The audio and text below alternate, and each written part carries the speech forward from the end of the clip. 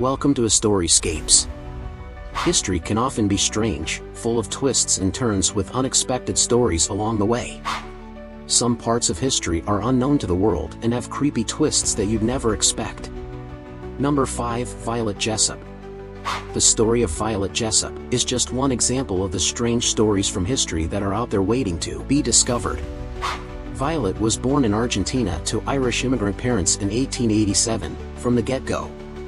Violet's life was a constant game of survival, a pattern that continued well into her adulthood.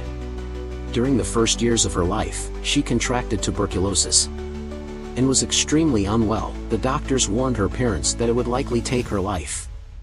However, Violet defied the odds and survived, going on to live a happy and healthy life. When Violet was just 16 years old, her father passed away and the family moved to England in hopes of having a better life. Catherine, Violet's mother, worked as a stewardess aboard commercial ships whilst Violet took care of her younger siblings.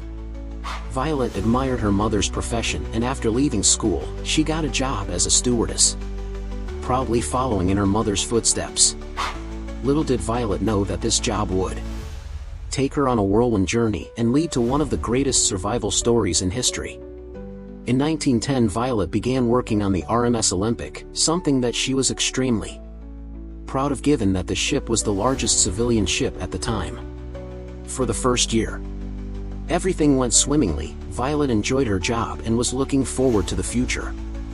Then on September 20th, 1911, Violet's life was changed in an instant. On that day, the RMS Olympic crashed with the HMS Hawk in a freak accident. Luckily, no one was fatally injured and the ship made it back to Southampton without sinking. This incident had shaken Violet. She refused to talk about it with anyone, and even declined to talk about it in her memoirs.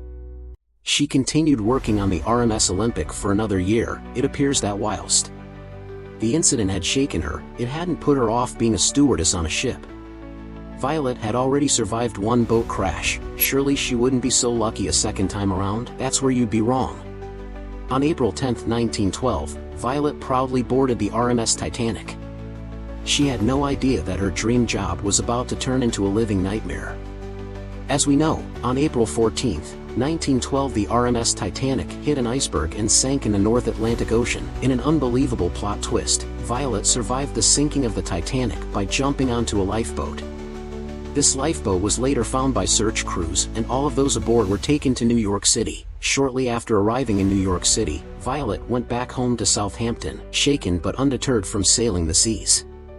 For years after the sinking of the Titanic, Violet joined the British Red Cross and worked on the HMHS Britannic, which had been converted from a commercial liner into a hospital ship during World War I. Mysteriously, the HMHS Britannic also sank on November 21, 1916. Historians and scientists are still unsure as to what caused the event to happen. As the event unfolded, stewardesses, patients and other staff members began jumping into lifeboats, desperately trying to survive. In her memoirs, she wrote, "The white pride of the ocean's medical world dipped her head a little, then a little lower and still lower. All the deck machinery fell into the sea like a child's toys. Then she took a fearful plunge, her stern rearing hundreds of feet into the air until with a final roar, she disappeared into the depths." Violet barely survived the sinking of the HMHS Britannic, and it wasn't until a year later that she discovered she had suffered a fractured skull. Even after being involved in 3 ship incidents, Violet continued to work as a stewardess aboard cruise liners and large ships. Many considered her the luckiest woman in the world, and she even picked up the nickname of Miss Unsinkable. Violet passed away in 1971 at the age of 83. Whilst she is no longer with us, her story of survival lives on. Number 4. Mithridates 6. Also known as Mithridates, Mithridates, the Great ruled over the kingdom of Pontus between 120 BC and 63 BC. Mithridates was very aware of the events going on around him and began noticing that the Roman Empire were especially fond of taking out rulers who they saw as a direct threat. Those around him thought he was being overly paranoid, but in the age of the Roman Empire, Mithridates was right to be paranoid. After all, rulers in Rome were being double-crossed all of the time, and it was only a matter of time before it happened to him. Other rulers and prominent figures took a traditional approach, such as hiring bodyguards and keeping their inner circle as small as possible. Whereas Mithridates VI had different ideas. He believed that to save himself from being poisoned, he needed to ingest small amounts of poisons each day so that his body would become immune to them. During his many years of research, he also discovered Antidotum Mithridaticum, aka Antidote of Mithridates, by mixing various herbs. Unfortunately for Mithridates, he was right. His years of exposing himself to toxins had made him immune, and in a bizarre twist, it actually led to his death.